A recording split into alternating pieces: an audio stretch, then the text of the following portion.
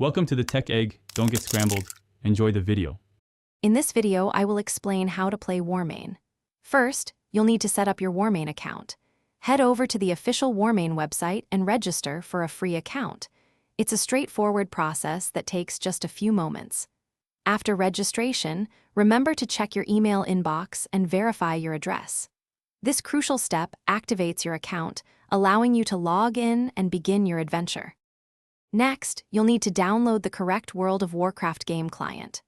Warmane provides specific client versions tailored for their servers, so make sure to get the one recommended on their website. This download can take some time, depending on your internet speed, as the game client is quite large. Ensure you have ample storage, approximately 25 gigabytes, available on your computer before starting. Once your game client is downloaded, it's time for a quick configuration. Open your World of Warcraft game folder and find the realm list, WTF file. You can open this file with any basic text editor, like Notepad. Inside, you'll see a line of text. Replace it with the specific Warmane realm address. This tells your game client which server to connect to when you launch it. Finally, you're ready to launch the game and start playing.